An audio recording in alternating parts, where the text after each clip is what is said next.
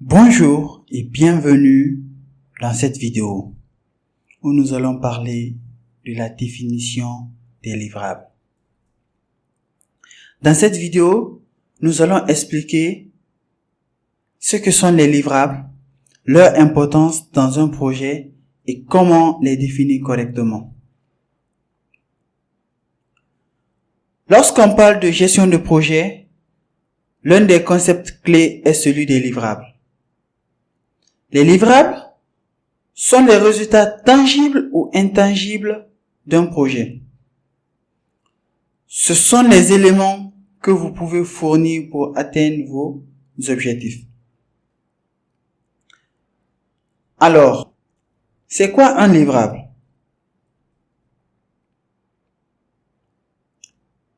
Un livrable est tout produit, service ou résultat concret qu'un projet doit produire à une étape donnée ou à la fin du projet. Il peut être matériel, comme un bâtiment, ou immatériel, comme un rapport, une stratégie ou une nouvelle fonctionnalité logicielle. Comme vous le voyez à l'écran, un livrable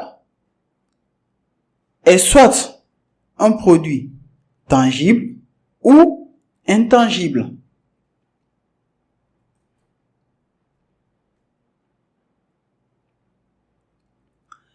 Les livrables peuvent être des résultats finaux, comme la livraison d'un produit au client, ou des livraisons intermédiaires, comme un prototype ou un rapport d'étape.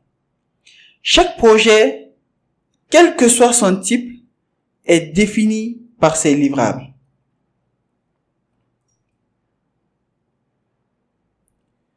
Là, on parle de livrables. Alors, c'est quoi l'importance des livrables dans un projet?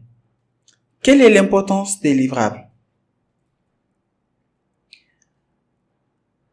On n'est pas sans savoir que les livrables sont essentiels car ils permettent de mesurer le progrès et la réussite d'un projet.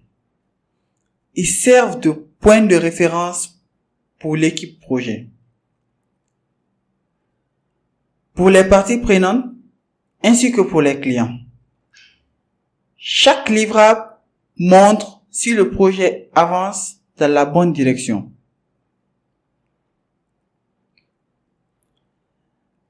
Les livrables permettent aussi de structurer le projet en créant des jalons clairs. Cela aide à mieux planifier les ressources, les délais et les coûts. En bref, bien définir les livrables, c'est s'assurer que tout le monde sait ce qui doit être produit et quand le produire. Vous le voyez aussi à l'écran, un livrable est tout simplement une mesure de progrès et des résultats.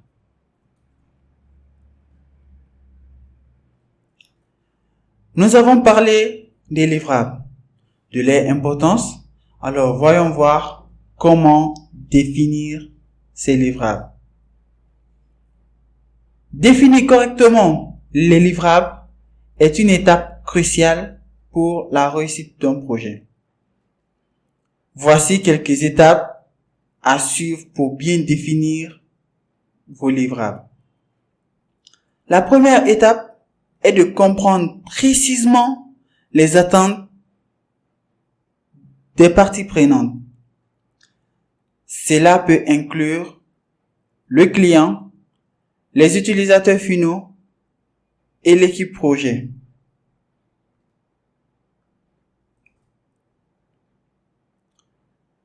Qu'attendent-ils du projet? Qu'est-ce qu'ils considèrent comme un livrable réussi? Voilà les questions qu'il faut se poser. Premièrement, qu'est-ce que les parties prenantes attendent du projet? Et deuxièmement, selon leur point de vue, c'est quoi un livrable réussi? Un petit manque de clarté à ce niveau peut entraîner des désaccords ou des livraisons qui ne répondent pas aux besoins. Alors, il faut tout faire pour essayer de clarifier les attentes des parties prenantes. Et la deuxième étape va être cette fois-ci de définir les critères de succès. Chaque livrable doit avoir des critères de succès clairs. Cela signifie définir précisément ce à quoi le livrable doit ressembler. Comment il sera évalué? Et quels indicateurs permettent de dire qu'il est conforme ou non? Ces critères doivent être mesurables et vérifiables. Un bon livrable n'est pas juste terminé, il doit répondre à des standards bien définis.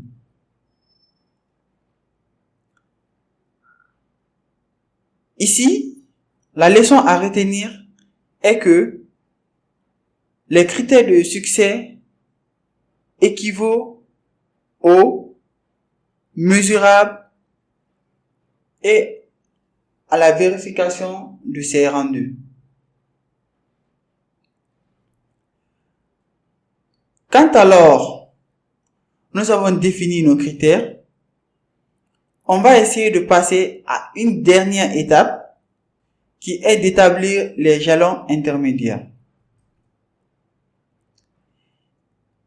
Ici, il est très important aussi de définir les livraisons intermédiaires, surtout pour le projet long ou complexe.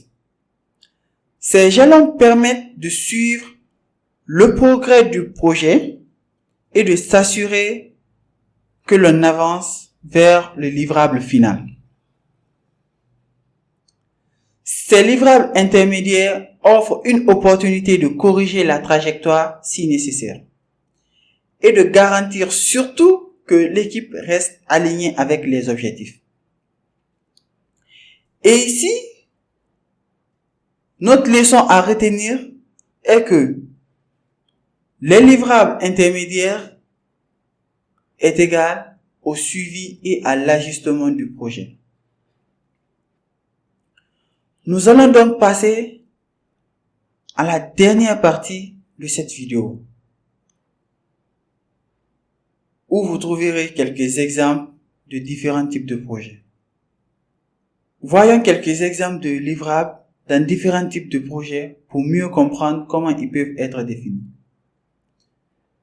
Exemple numéro 1, nous avons face à nous un projet de construction. Ici, le livrable final représente le bâtiment.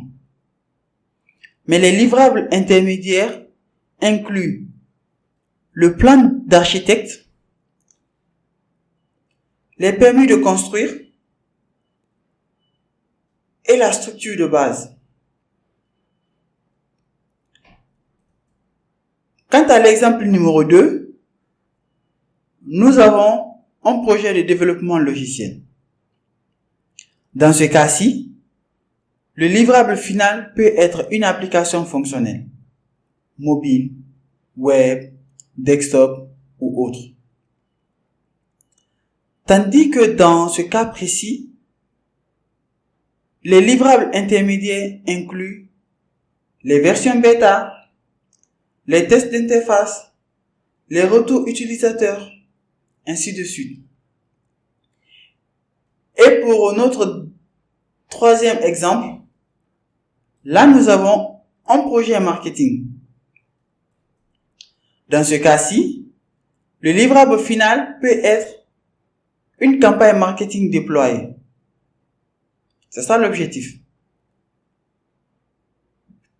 Tandis que les livrables intermédiaires seront la stratégie de contenu.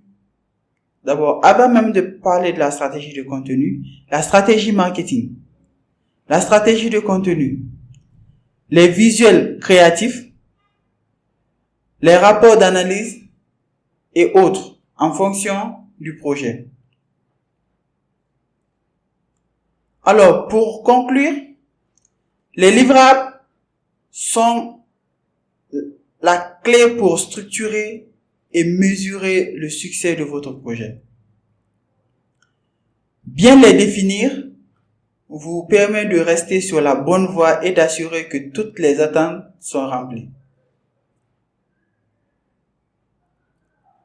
Du coup, dans la prochaine vidéo, nous examinerons comment gérer les livrables tout au long d'un projet pour garantir leur qualité et leur livraison dans les délais impartis.